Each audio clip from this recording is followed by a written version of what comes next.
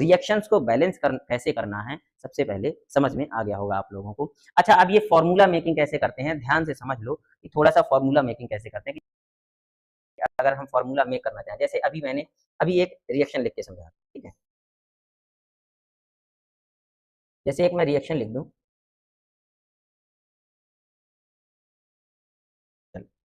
एक रिएक्शन लिख दूं कि लेड नाइट्रेट हो हमारे पास, क्या है हमारे पास लेड नाइट्रेट है, क्या है लेड नाइट्रेट है, क्लियर हो गया। अब लेड नाइट्रेट को के विलयन को हमें लेड नाइट्रेट के विलयन में पोटेशियम आयोडाइड के विलयन को डिसॉल्व करना है। इसको पोटेशियम आयोडाइड के विलयन को पोटेशियम आयोडाइड के विलयन को हमें क्या करना है, इसको हमें इसमें घोल देना है। जब इसमें घोलेंगे तो बनेगा क्या, अब ये देख क्या बनेगा, ध्यान से सुनो, बस यही खेल है, आगे का कुछ दिया हो या ना दिया हो, अगर हमारे पास रिएक्टेंट हैं तो रिएक्टेंट से कैसे प्रोडक्ट बनाना है ये सीखना है। क्लियर हो गया, देखो ध्यान से। अभी हमने कहा लेड नाइट्रेट, क्या कहा लेड नाइट्रेट, तो अब ये तो बेटा अब आप लोगों को समझना पड़ेगा कि आप लोगों को बेसिक की जो क्लासें हैं वो देखनी ही पड़ेगी, उससे कोई आप लोग समझौता नहीं कर सकते हैं। पीबी की वैलेंसी होती है 2 और 4, तो यहाँ पीबी डबल प्लस भी आ जाएगा। नाइट्रेट की जो ये है पॉलीएटॉमिक आयन है तो इसका एक माइनस होता है, NO3 माइनस होता है। अब यहाँ अगर हम देखें तो पीबी डबल प्लस, इसके पास 2 है, इसके पास 1 है, तो यहाँ अगर हम क्रॉस मल्टीप्लाई करें तो ये क्या बन जाएगा, ये बन जाएगा पीबी NO3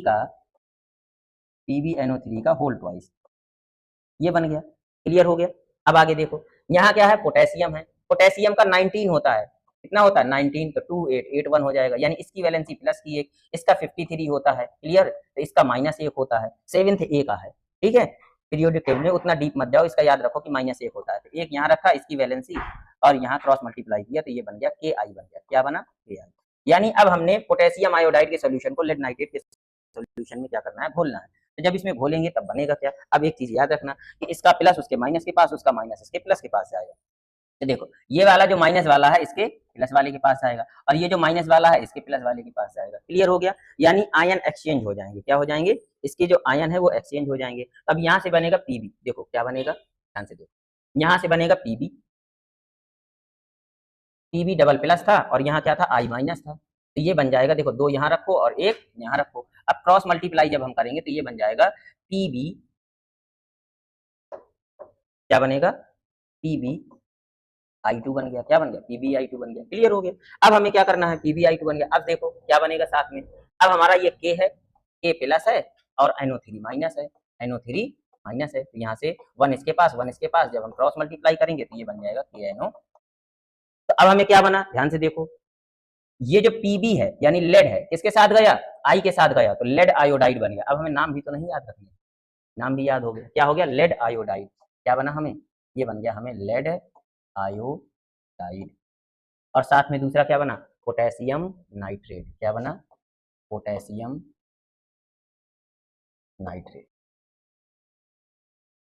पोटेशियम नाइट्रेट बन गया। क्लियर हो गया। अच्छा ये क्या होता है, ये कलरलेस सॉल्यूशन होता है, क्या है, क्या है, ये कलरलेस होता है, ये भी कलरलेस होता है, कलरलेस होता है। क्लियर हो गया। और ये क्या बनता है, ये लेड आयोडाइड का ये येलो पीपीटी बनता है, क्या बनता है, येलो पीपीटी बनता है, क्या बन गया येलो पीपीटी, जो कि ये सॉलिड होता है, कैसा होता है, सॉलिड होता है, ठीक है।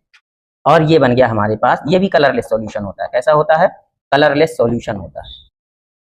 तो उम्मीद है आप लोगों को ये सब समझ में आ गया होगा, कलरलेस सॉल्यूशन होता है और ये सॉलिड है, ये डिसॉल्व नहीं होता है। अच्छा इस पीपीटी के लिए हम नीचे की ओर एरो लगा देते हैं, ठीक है। तो ये डबल डीकम्पोजिशन रिएक्शन का भी एग्जांपल है और जिसमें पीपीटी बनता है तो उसे हम प्रेसिपिटेशन रिएक्शन कहते हैं, तो ये प्रेसिपिटेशन रिएक्शन का भी एग्जांपल है। अब अगर हम इसको बैलेंस करने के लिए जाएं तो बैलेंस कैसे करेंगे, ध्यान से सुनो, पीबी इस तरफ 1 है, इस तरफ पीबी 1 है। अब हम देखें आई कितने हैं हमारे पास, तो के इस तरफ 1 है और के इस तरफ भी 1 है। एक मिनट कलर चेंज कर लें, देखो के इस तरफ 1 है, के इस तरफ भी 1 है। अगर हम आई देखें तो आई इस तरफ 2 है, इस तरफ 1 है, इस तरफ 2 है, तो यहाँ पर हम क्या कर लें 2 लगा दिए। अच्छा ये याद रखना कि ये जो नीचे की ओर एरो लगा है, जो ऊपर की ओर एरो लगा होता है उसका मतलब होता है गैस है, नीचे की ओर जो एरो लगा होता है उसका मतलब सॉलिड है, पीपीटी बना हुआ है। क्लियर हो गया, नीचे जम जाता है ना उसकी तली में। अब इसको देखो, अब पोटेशियम कितने हो गए, 2 हो गए, यहाँ पर 2 लगा दो। क्लियर हुआ।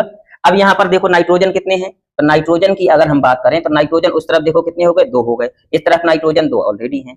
Pb इस तरफ 1 है, ऑक्सीजन इस तरफ कितने हैं, 2 3 जा 6 हैं, और उस तरफ भी 2 3 जा 6 हो गए। अब ये रिएक्शन बैलेंस हो गई, क्या हो गई, बैलेंस हो गई। तो सबसे पहले हमने क्या किया, वर्ड इक्वेशन लिखी, वर्ड इक्वेशन से हमने फॉर्मूला फॉर्म किया, फॉर्मूला फॉर्म करने के बाद अब हमने उसको बैलेंस कर लिया। तो ये प्रोसेस सबको आना चाहिए, और इन सब के लिए आपको जो बेसिक की क्लासें हैं वो देखनी पड़ेगी। क्लियर हो गया। अगर आप बेसिक की क्लासें देख लेते हैं तो रिएक्शन हमें क्या करनी है, रटनी नहीं है, रिएक्शन हम बनाना सीख जाएंगे। और हमें यही तो सीखना है, हमें कोई भी चीज यहाँ पर बेटा रटना नहीं है, हमें क्या करना है, यहाँ पर हर एक चीज को सीख कर चलना है। सीखेंगे तभी आगे रटेंगे नहीं। क्लियर हो गया। तो मिलते हैं नेक्स्ट क्लास में, तब तक के लिए स्वस्थ रहो, मस्त रहो, तंदुरुस्त रहो।